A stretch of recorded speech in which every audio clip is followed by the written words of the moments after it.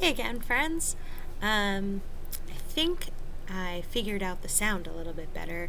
I'm going to be using a Chromebook this time instead of my laptop, so let's see how that goes. But I thought I would read a little bit from The Wild Robot, probably every day or every other day. So tune in to find out what happens with Roz. Last we left off, Roz and the beaver and the deer built a nest, a nice home, and a garden for Roz and Brightbill to share. And Roz is starting to figure out what it means to be a mother. So the next chapter is called The First Swim. Good afternoon, you two, said Loudwing as she waddled into the garden. Remember me, Brightbill? Loudwing, Loudwing! Very good, the old goose giggled. Now, Roz, do you know what tomorrow is?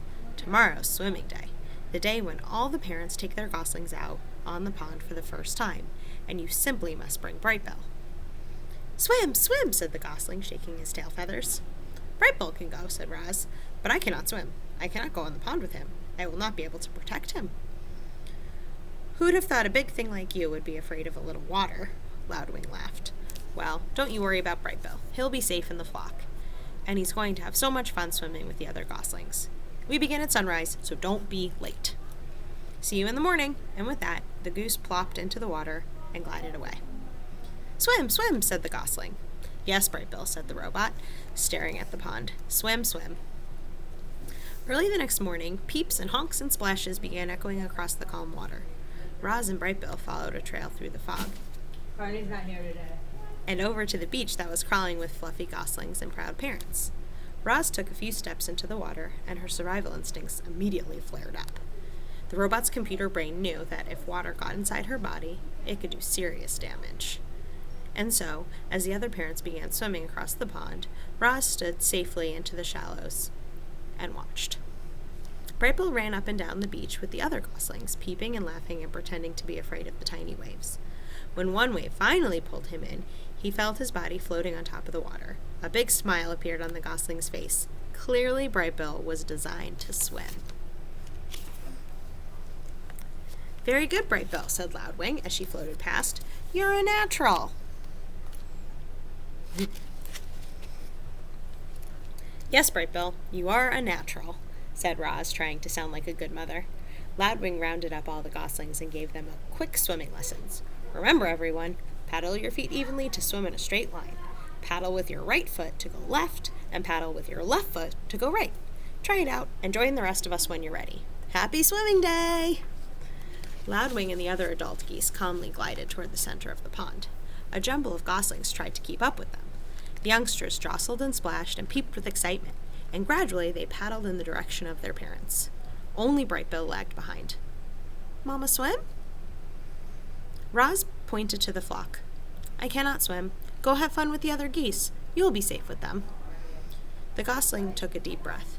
Then he shook his tail feathers and paddled his feet and set out on his very first swim. He drifted too far to the left. Then he drifted too far to the right. But his feet just kept paddling until he caught up to the other goslings. Roz spent the morning watching her son swim around and around the pond, and as she watched him, she felt something like gratitude. Thanks to Brightbill, the robot now had friends and shelter and help. Thanks to Brightbill, the robot had become better at surviving.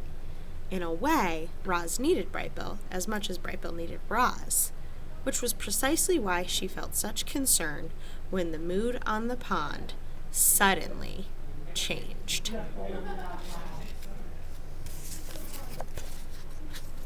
Uh-oh. One moment, everything was tranquil, and the next moment, the geese were in a panic. Something was violently sloshing through the group. It was Rockmouth, a giant toothy pike. The fish had been a problem in the pond for as long as anyone could remember, but he'd never attacked goslings before. All the parents immediately went to protect their young. All the parents except Roz. The robot could only stand in the shallows and watch as her son left the other geese behind and desperately swam towards his mother. Swim to me, Brightbill, quickly! The goslings kicked as fast as he could, but alone on the water he made an easy target. The pond rippled as Rockmouth slashed below the surface. Mama, help! Squeaked Brightbill. The robot was terribly conflicted. Part of her knew she had to help her son, but another part knew she had to stay out of deep water. Her body lurched forward and then backward, again and again, as she struggled to make the decision. And then Loudwing came to the rescue. Rockmouth, don't you dare harm that little darling! The old goose fluttered over and splashed down right on top of the fish. Leave him alone! She pecked and kicked and beat her wings against the fish until he surrendered to the murky depths of the pond. Loudwing escorted Brightbill back to the beach, and a minute later the gosling was in his mother's arms, safe and sound. Rockmouth isn't as dangerous as he seems, said the goose, out of breath. But I think that's enough swimming for one day. And that's the end of the chapter. Thoughts?